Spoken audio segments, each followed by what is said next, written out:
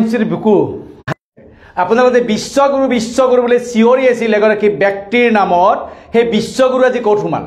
আজি ক'ত লুকাইছে এই বিশ্বগুৰু আপোনালোকে বিচাৰি উলিয়াওক কিয়নো আজি এই বিশ্বগুৰু আপোনালোকে যি ঘোষণা কৰা বিশ্বগুৰু এগৰাকী ব্যক্তি যাক আপোনালোকে বিশ্বগুৰু বুলি চিঞৰি আছিল সেই বিশ্বগুৰুৰ সন্মুখত আজি ভাৰতীয় লোকসকলক বিশ্বৰ বুকুত বিশ্বৰ সকলোৰে চকুৰ আগত আজি মানে উগ্ৰপন্থীৰ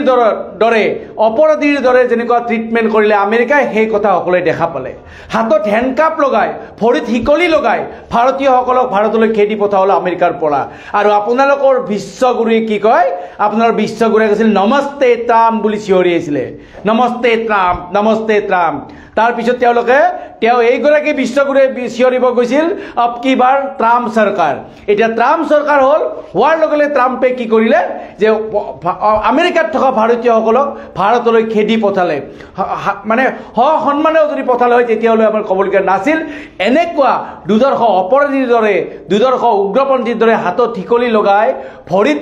শিকলি লগাই হেণ্ডকাপ লগাই যেনেকৈ খেদি পঠাইছে এয়া কিন্তু ভাৰতবাসীৰ বাবে সমগ্ৰ বিশ্বৰ সন্মুখত লজ্জাজনক ঘটনা এয়া কিন্তু আচলতে নাবুত নাচুত ঘটনা হৈছে কাৰণ কিয়নো কোনো দেশৰ পৰা এনেকৈ আচলতে ভাৰতবাসীক এতিয়ালৈকে অপমান কৰিবলৈ সাহস হোৱা নাছিলে আমেৰিকাই বহুতবাৰ চেষ্টা কৰিছিলে ভাৰতক ৰঙা চকু দেখাবলৈ কিন্তু এটা সময়ত 1971ত ইন্দিৰা গান্ধী ডাঙৰীয়াই নিজে সিদ্ধান্ত লয় আমেৰিকাক অংগুষ্ঠ দেখাই দিছিলে মনমোহন সিং ডাঙৰীয়া যেতিয়া প্ৰধানমন্ত্ৰী আছিল তেতিয়া এবাৰ এগৰাকী ডিপ্ল'মেটক তেওঁলোকে বেয়া ব্যৱহাৰ কৰিছিলে আমেৰিকাই সেই সময়ত সকলোৰে সন্মুখত মানে সকিয়নি দি দিছিলে মনমোহন সিং ডাঙৰীয়াই সেইকাৰণে মই আজি ক'ব বিচাৰিছোঁ যে মোদী ডাঙৰীয়া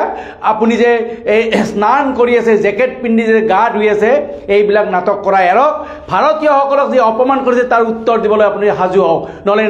ট্ৰাম্পৰ ভৰিত ধৰি থাকিলে আমাৰ কিন্তু ভাৰতবাসীয়ে কিন্তু আজি লাজ পাব কিয় বহুতবাৰ চেষ্টা কৰিছিলে আপোনালোকে বহুতবাৰ ক'ব বিচাৰে বিশ্বগুৰু বুলি কিন্তু এই বিশ্বগুৰুৰ সময়ত কিন্তু পাকিস্তানে আহি আমাৰ ইয়াত পুলৱামাত 40 জনকৈ কিন্তু আমাৰ ভাৰতীয় সেনাক হত্যা কৰি থৈ গুচি গ'ল কিন্তু যেতিয়া মনমোহন সিং ডাঙৰীয়া আছিলে তেতিয়া মনমোহন সিং ডাঙৰীয়াই যদি কেতিয়াবা ভাষণৰ মাজত হাঁহি পেলাইও যদি পাকিস্তানৰ নাম লৈছিল পাকিস্তান তেতিয়া কঁপি উঠিছিলে ভুলতো মনমোহন সিং ডাঙৰীয়াই যদি এবাৰ জম্মু কাশ্মীৰৰ নামটো যদি এবাৰ মুখত লৈছিল পাকিস্তানৰ হিম্মত হোৱা নাছিল জম্মু কাশ্মীৰৰ ফালে চকু উঠাই চোৱাৰ সেইগৰাকী আছিল প্ৰধানমন্ত্ৰী মনমোহন সিং ডাঙৰ কথা কোৱা নাছিল কিন্তু ডাঙৰ কাম কৰিছিল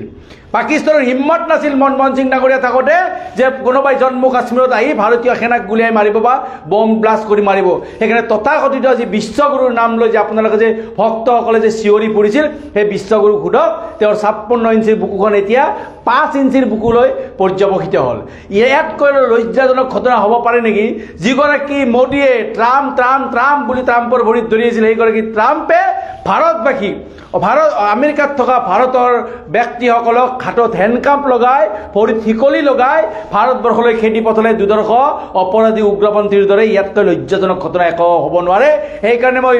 আপোনাক আহ্বান জনাইছোঁ এতিয়াও সময় আছে শিকি লওক এইগৰাকী যে মুখা পিন্ধা আপোনালোকে বিশ্বগুৰুৰ কথা কৈছে যাৰ সময়ত আজি ডলাৰৰ মূল্য যায়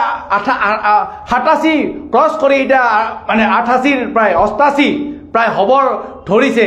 ডলাৰৰ মূল্যকে দুদিনমান পিছত হয়তো মানে শতক গৰকিব এই মানে কি ডলাৰ আৰু ভাৰতীয় টকাৰ মূল্যৰ ব্যৱধান 100 হ'ব তেতিয়ালৈকে আপোনাৰ হাত সাৱটি চাই থাকিব কিমান দিনলৈকে চাই থাকিব সেইকাৰণে মই সমগ্ৰ ভাৰতবাসীলৈ অনুৰোধ জনাইছোঁ এই সময় থাকোঁতে জাগি উঠক যেতিয়ালৈ যদি জাগি নুঠে কিন্তু তেতিয়ালৈ এইগৰাকী মুখা পিন্ধা যে বিশ্বগুৰু এই বিশ্বগুৰু ভাৰতবৰ্ষক কিন্তু সকলো ফালৰ পৰা শেষ কৰি উঠিব সেইকাৰণে কৈছোঁ যে জাগক সময় থাকোঁতে নহ'লে যদি দেৰি হৈ নাযায় সেইটো কথা চিন্তা কৰিব ধন্যবাদ।